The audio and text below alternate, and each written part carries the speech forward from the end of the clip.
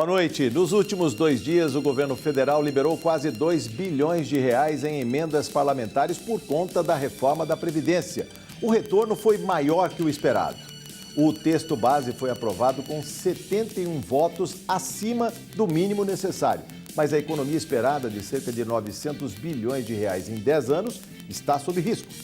Entre os destaques negociados na sessão desta quinta-feira estão regras especiais para algumas categorias como policiais e professores. O Jornal da Assembleia traz ainda as regras de transição para quem está perto de se aposentar. A comissão parlamentar mantém proposta do governo de desburocratização. A segunda edição do Jornal da Assembleia começa agora. A Câmara dos Deputados pode concluir até esta sexta-feira a votação da reforma previdenciária. A previsão otimista é do presidente da Câmara, Rodrigo Maia, do Democratas do Rio de Janeiro. Envolvido no encaminhamento da votação de destaques, a expectativa foi criada a partir da aprovação em primeiro turno do texto base com o surpreendente apoio de 379 votos. A oposição reuniu 131 votos, apenas 3 deputados não votaram. Caso a vitória do governo se repita no segundo turno, a proposta de emenda constitucional segue para o Senado, onde deve ser votada em agosto, depois do recesso parlamentar. A PEC da Previdência prevê um período de transição que vai até 2033 para quem já está no mercado de trabalho e contribui para o INSS. Neste caso, o trabalhador poderá optar por uma das modalidades de transição previdenciária. São 4 regras para os trabalhadores do setor privado, uma específica para servidores públicos, além de uma nova sistemática para a atual aposentadoria por idade. A PEC da reforma da Previdência altera os cálculos para quem pretende se aposentar. Com a reforma, a idade mínima para mulheres será de 62 anos e 65 para homens. O tempo mínimo de contribuição será de 35 anos para homens e 30 para mulheres. Em relação às regras diferenciadas, elas vão valer, por exemplo, para professores e forças policiais federais. O texto da reforma da Previdência prevê algumas regras de transição para os trabalhadores da iniciativa privada que já estão no mercado. Há também uma regra específica para os servidores públicos. Mas vale lembrar que o trabalhador vai poder optar pela regra que considerar mais vantajosa. As opções de regras de transição da reforma da Previdência são, pelo sistema de pontos, a soma do tempo de contribuição com a idade tem que ser de 86 pontos para mulheres e 96 pontos para homens em 2019. A exigência aumenta 1 ponto a cada ano até chegar em 100 pontos para mulheres e 105 pontos para homens em 2033. É preciso ter completado o tempo mínimo de contribuição de 30 anos para mulheres e 35 anos para homens. Os professores terão um bônus de 5 pontos. Estipula-se desde já a exigência de uma idade mínima para a aposentadoria. Começa com 56 anos para mulheres e 61 para homens em 2019 e aumenta 6 meses a cada ano, até chegar aos 62 para mulheres e 65 para homens em 2031. É preciso ter completado o tempo mínimo de contribuição de 30 anos para mulheres e 35 para homens. Os professores terão bônus de 5 anos na idade. Por pedágio, vale para quem estiver há 2 anos ou menos de cumprir o tempo mínimo de contribuição exigido atualmente para a aposentadoria. Precisa ainda pagar pedágio de 50% sobre o tempo que falta para completar essa exigência. Quem estiver a 1 ano do final da contribuição, por exemplo, precisará ficar outros 6 meses além do último ano que falta. Não precisa cumprir idade mínima e incide o fator previdenciário, o que diminui o benefício.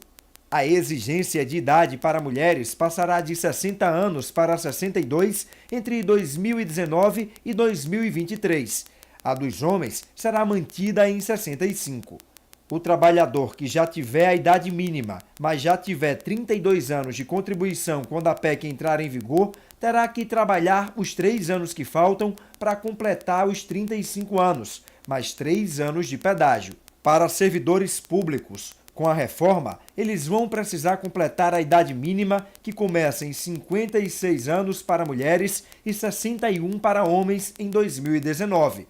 Também terão que contar 30 anos de contribuição para mulheres e 35 para homens, sendo 20 anos de tempo de serviço com 5 anos no mesmo cargo. Ainda precisarão completar a regra dos pontos, idade mais tempo de contribuição, que começa em 86 pontos para mulheres e 96 pontos para homens e sobe 1 ponto a cada ano até chegar a 100 para mulheres e 105 para homens em 2033.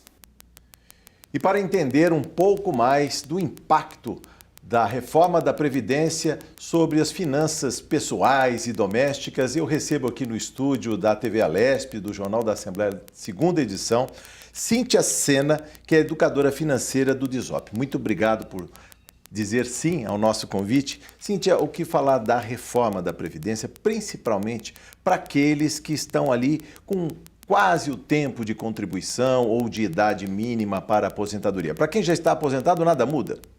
Isso. Obrigada o convite. É importante a gente olhar, né? Quem já está aposentado, não muda nada. Para quem está nesse período que a gente fala que é a transição, então tem que ter um olhar um pouquinho mais atento, lembrando ainda que ainda não foi finalizado esse processo das novas regras, mas o que foi colocado que vai existir essa regra de transição, que vai durar mais ou menos uns 14 anos desde o momento que for aprovado e que vai ter algumas modalidades conforme o tempo que falta para essa pessoa se aposentar. Então, o que ela tem que ficar de olho é quanto tempo que falta hoje, já fazer esses cálculos, já se atualizar, quanto tempo de contribuição, qual que é a sua idade e olhar dentro das regras de transição que vai ser aprovada, qual que vai ser a que melhor vai se encaixar para ela. Então, ela vai ter a opção de escolha. Então, não vai ser imposto que ela adere a uma única opção. As pessoas dizem que os assalariados, as pessoas de baixa renda vão perder mais com a reforma da Previdência, porque dizem que os mais ricos se aposentam com salário maior e com a idade mais baixa, né? 50 anos, quando a média deveria ir ser 55 para 60 ou até 65 anos. Isso é verdade ou não? Olha, o que a gente observa é que, na verdade, a gente tem um teto na Previdência Social. Sim. Então, quem contribui não consegue também contribuir com valores maiores. Então, mesmo que ela ganhe mais, sendo da iniciativa privada, Sim, ela vai ter um teto para se aposentar. Então, caso ela queira se aposentar com mais recursos, ela vai ter que construir uma previdência em paralelo à parte. sim. A questão de quem ganha menos, quem está aí na iniciativa privada, a princípio não vai mudar muito. O que vai mudar, sim, é a questão do tempo de trabalho, a questão do tempo de contribuição, que vai ser maior. Então, aqueles que já conseguiriam aposentar só com 15 anos de contribuição, com idade de 45, 48, vai precisar contribuir mais. O que a gente vai ter bastante, que não vai mudar ainda tanto, dado ao que já foi aprovado até o momento, então pode vir ainda mudanças, é em relação a quem se aposenta até com o valor que ganha, que é o setor público. Que Sim. esses que precisam ter um pouco mais de mudança, porque sai um pouco da regra padrão para a iniciativa privada. O que falar desse momento também de transição para quem está trabalhando e já contando o tempo para a aposentadoria? Ele tem um nível de contribuição, ele está honrando hoje com o seu salário o provento que ele vai ter no futuro. Como é para fazer essa conta? É muito difícil saber se compensa pagar até mais hoje para ter recurso ou esperar mais tempo para se aposentar, porque pessoas que já cumpriram os requisitos, que já poderiam estar aposentados, aliás, há 2 milhões de pedidos de aposentadoria aí represados no INSS, né? Esperando, né, a devida ordem cronológica, né, para serem efetivados, e muita gente preocupada, inclusive, se vai receber menos do que estava contando. Então, quem já até deu entrada, então é até legal para a gente colocar e dar essa tranquilidade, a contribuição, quanto que ela vai se aposentar, vai ser a partir do momento que ela deu entrada.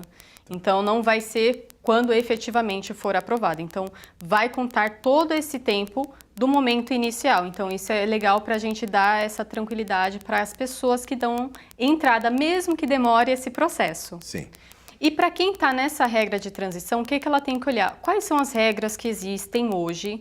Sim. Ver qual que é o tempo que ela contribuiu, qual que é a idade. Se ela fosse se aposentar, ainda que olhando ali a questão do fator previdenciário, quanto que ela receberia. Então, a gente consegue usar até o próprio sistema, o site da Previdência Social para fazer essas simulações. Então, é importante que eu faça, que eu acesse e compare. Se eu fosse esperar mais o tempo da nova regra das transições, o que eu precisaria fazer? Sim. Quanto tempo mais eu teria que contribuir ou quanto tempo mais eu deveria esperar e comparar o que eu receberia se eu fosse já dar entrada hoje com as regras atuais. Sim. E o quanto que eu vou receber fazendo esse tempo um pouco mais, contribuindo um pouco mais. E a questão de eu pagar além daquilo que eu recebo, a gente só tem que se atentar que as contribuições na regra atual, sim, ela tem um montante, não é todas as contribuições que fazem parte daquele valor que eu vou receber. O que vai também mudar, que vai contribuir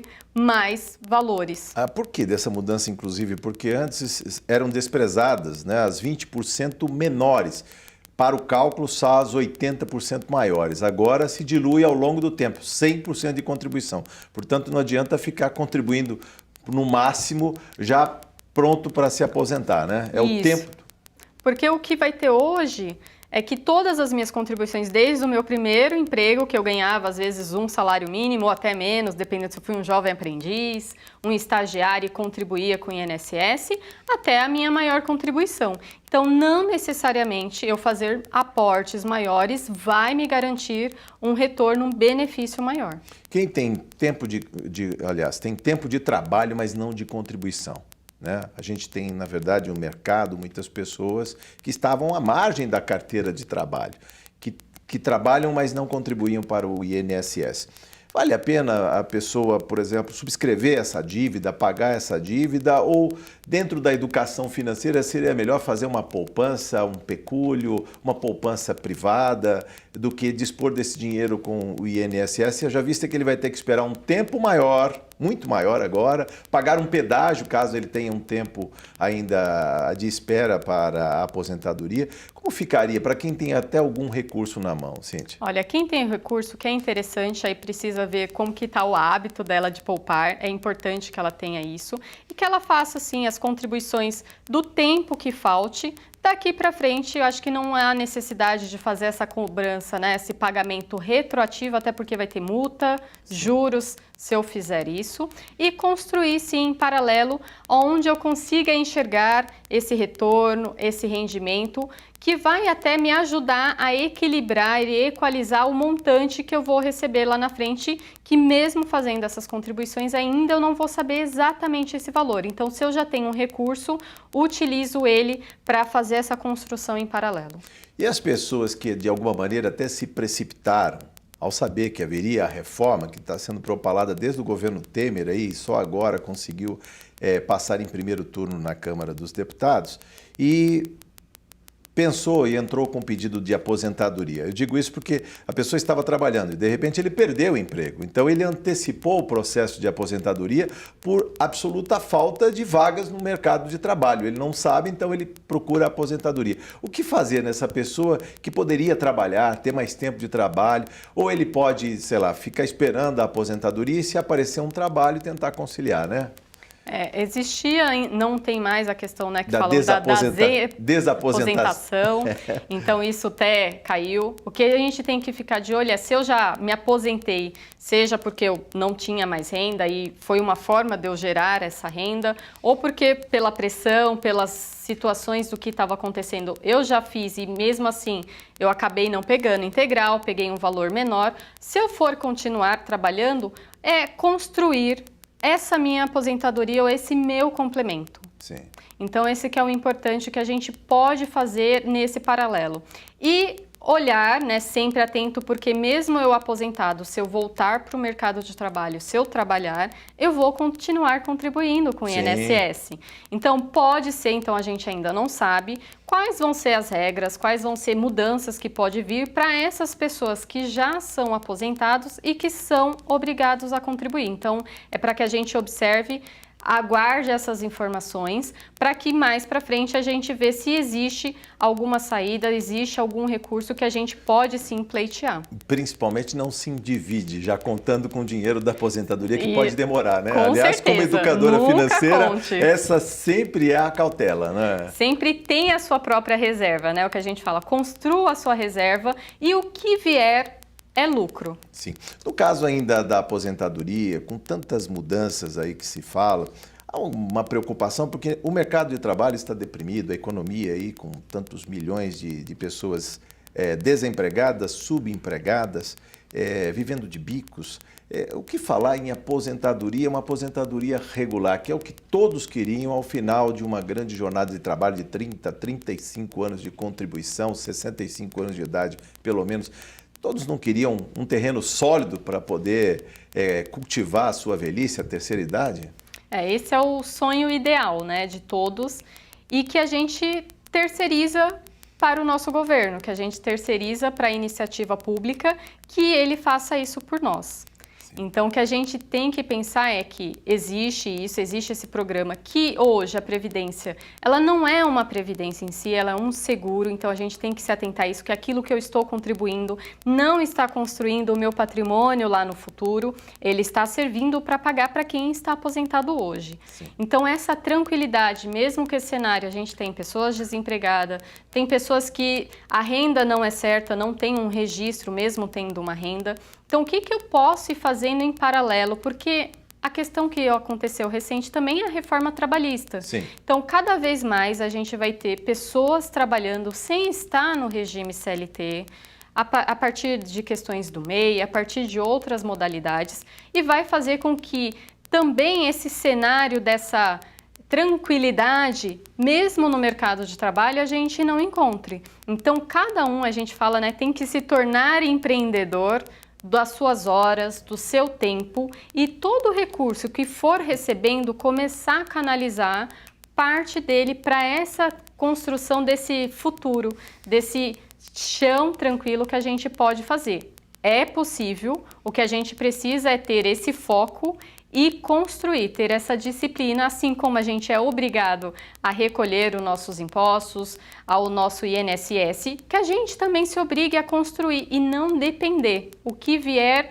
vai complementar, mas que a gente já construiu isso e não precisar esperar 30, 40 anos, a gente consegue com menos tempo. É o que todos queremos. Cíntia Sena, muito obrigado por sua entrevista. Volte mais vezes, foi um prazer conversar com você nessa edição do Jornal da Assembleia. Agradeço o convite e tenham todos uma ótima noite.